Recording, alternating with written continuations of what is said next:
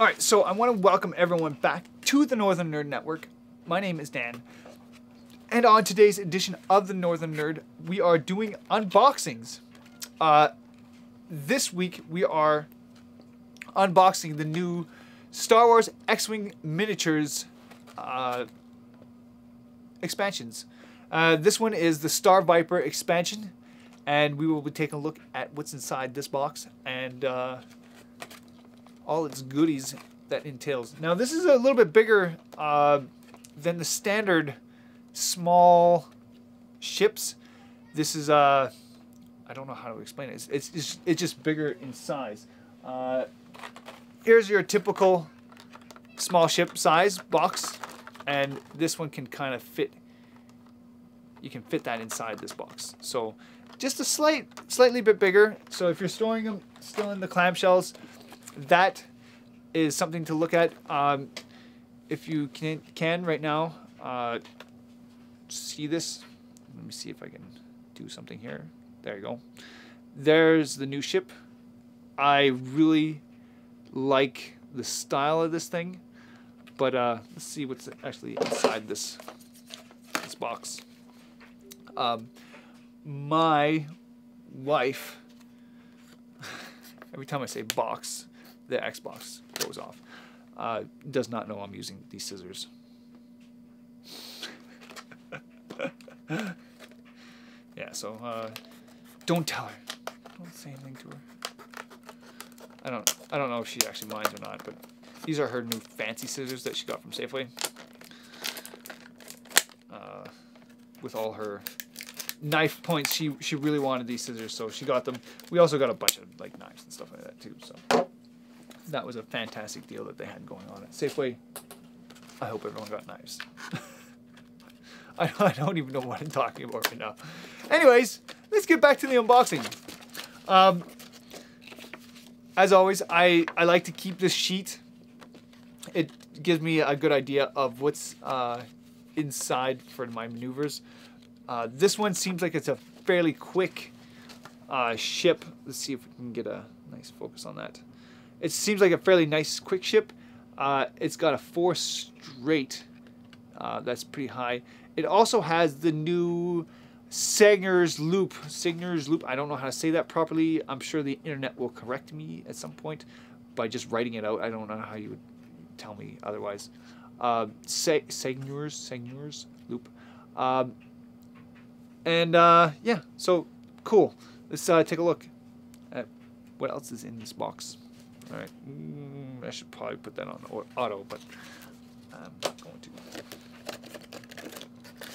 All right, let's see. Take a look. All right, like I said, this clamshell is a little bit bigger than the typical clamshells, but the price is still the same. So typically, these things run at about 18 bucks a piece,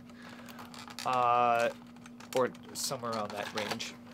And so this one still is the same price, which is nice. So I mean, really, you're not really getting a whole lot more. Just kind of a different kind of design. It's just a little bit bigger of a ship. So cool. I think when I showed Nehemiah, this was definitely his favorite ship of them all. It was definitely the coolest looking design anyways, so that is that ship. So pretty sweet. Put that down there. And then you'll also have the package with all your cards and all your cardboard pieces. Alright, so let us take a look at what's actually inside of this package. So here's the dial. Pretty nice. It's giving you lots of options. Kind of like this dial. It does not have a 5 in there anywhere, but overall, still not bad. It's got the bases there and the different numbers. Gives me a lot of ion tokens. I don't know why I need so many. Maybe there's a card in there that makes me give a lot of people ion tokens. We got the target locks, shield, We got a stress token and 2 focus tokens in there as well. And then we got the cards. Alright, so let's take a look at the cards. So right here we have Prince Zeiser. See, I never know how to say any of these guys. I've seen him in, you know, the different situations, but yeah. Anyways, he is our big pilot. His level is 7, 31 for his price, so he's a little bit higher on the end of things. And when defending, a friendly ship at range 1 may suffer 1 uncancelled regular hits or critical hits results instead of you. That is pretty stinking mean to your opponent, to your a ship that's friendly to you. But it's really a good way to get rid of pass on stuff and keep him alive, which is sometimes a good thing. His attack is 3, his defense is 3, hull is 4, and a shield of 1, and he's got 2 different upgrades on his bar there, so pretty good. Very much likes to stay alive, and he'll use anybody else on it, even on his team, to make sure that happens. So I kind of like that. I appreciate that kind of stuff, especially with the Scum and Villainy kind of faction. Very thematic. Here we have Gree. At the start of the combat phase, if you are at range 1 of an enemy ship, you may assign 1 focus token to your ship. Cool. So, at the combat phase, if you are range 1 of an enemy ship, you may assign 1 focus token to your ship. Oh, so basically this is just giving you a chance to give yourself an extra focus token if you're in a very stressful situation, which would be someone right on your tail. So it's just giving you that little bit of a leg up. So cool. Not a terrible ability. And then we have our level 3 card. I really like the artwork on this. Like, that looks so cool. And we got our level 1. 25 points. Still pretty pricey, but again, it seems to be fairly worth it. I mean, his attack is 3, his defense is 3, 4 the hull, and a 1 shield. It's pretty beefy for a ship, especially a small one. Like, it still sits on the small base, even though it's in a little bit bigger of a clamshell. And then on top of that, we have our reference cards. This one just tells you how the boost action works, which we've all had that before. We've seen that around. Ion token, modifications and titles, and the Segner's loop. And this is the new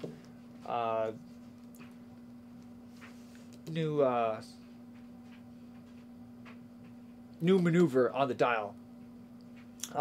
This card explains the rules for performing a Segner's loop maneuver. The Segner's loop maneuver is that and it uses the same movement template as the bank maneuvers. The only difference between that maneuver is that after executing a Segner's loop, the player rotates his ship 180 degrees. So that's cool. I like that. And yeah, pretty cool stuff. All right, next up we have our upgrade cards. First off, we have our elite pilot token, our elite pilot card. This is a Scum only card. Bodyguard. At the start of the combat phase, you may spend a focus token to choose a friendly ship at range 1 with a higher pilot skill than you. Increase its agility value by 1 until the end of the round.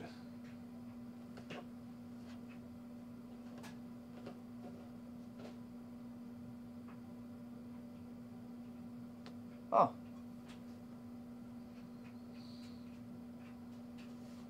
It seems all right. I can't imagine using that too much. Let's just keep going. Next up, we have calculation. When attacking, you may spend a focus token to change one of your eye results to a critical result. Critical hit result. Now that can come very handy. Because, I mean, it's just, it doesn't say that you have to claim this beforehand. Like, it's an automatic eye focus to a critical.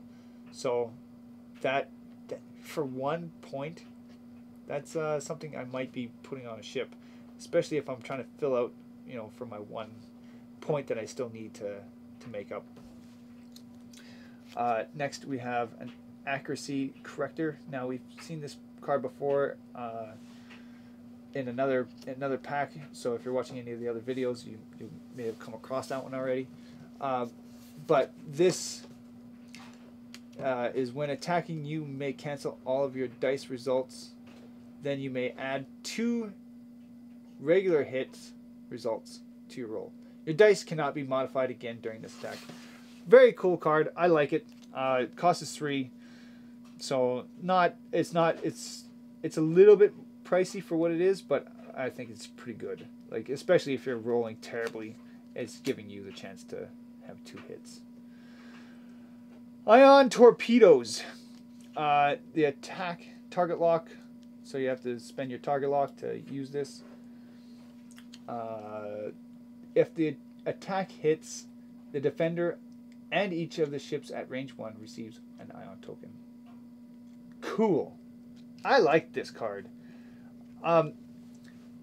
Pretty much anytime I get to ion people, it's always a good thing. And then this is giving me a torpedo that ions not just you, but people around you.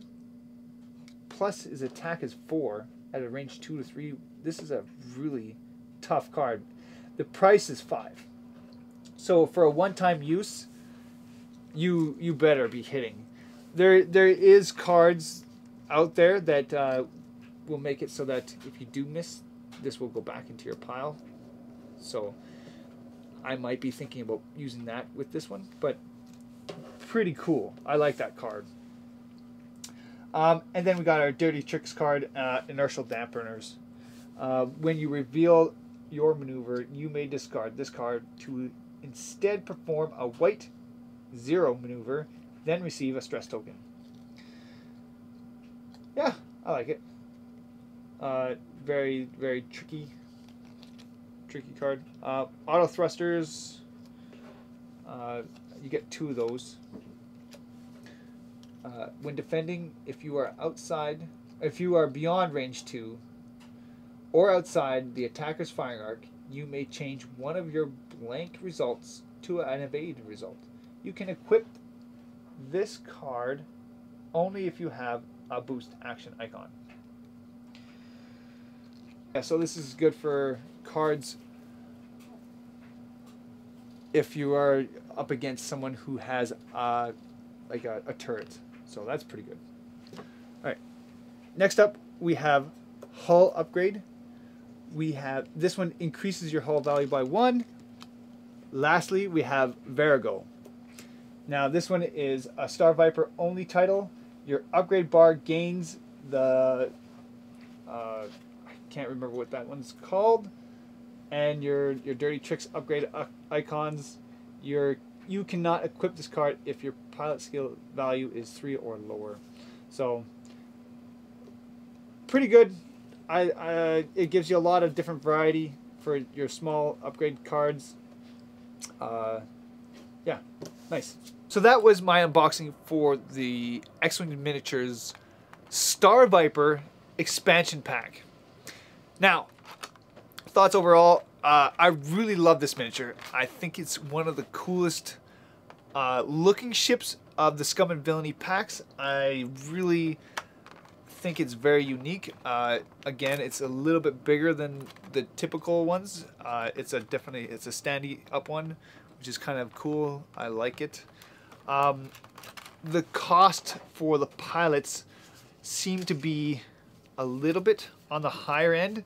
The lowest guy that you can possibly get is a 25, and he's a 1.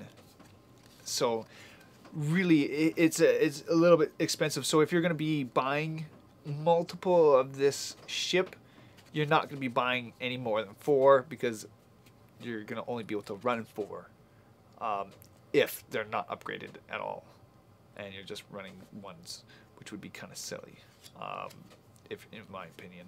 So maybe if you did buy multiples, probably 2 at the most, I would say. But overall, pretty cool. I really did enjoy this pack. It does add a lot.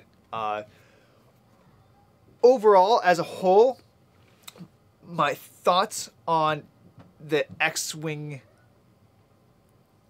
expansions were pretty good. I really think that this adds a whole new dimension to the Star Wars realm. Before we only had the Imperials versus Rebels, that was it, and now this is adding in a very seems like a very thematic another party, basically, with the Scum and Villainies, Scum and Villainy packs. So really good. I really did enjoy this unboxing. I hope you guys did too. All right, so I gotta get going. I gotta sleeve a ton of cards now, and you know, spend a lot of time putting all these pieces away and finding a way to transport this around. So I want to thank everybody out there for watching this video. Once again, if you guys want to let me know how everything is, let me know in the comments down below. All right, so that's it. That's all. I want to thank you guys for watching, and I'll see you guys on the next one. This is my hobby. I love sleeving cards. Love it. It's so relaxing, and I can just sit down in the basement and sleeve cards. I wouldn't do this for a living.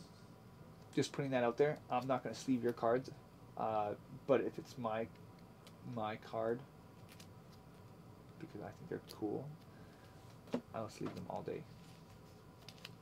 If you guys gave me a whole bunch of X-Wing stuff, I would sleeve the crap out of it.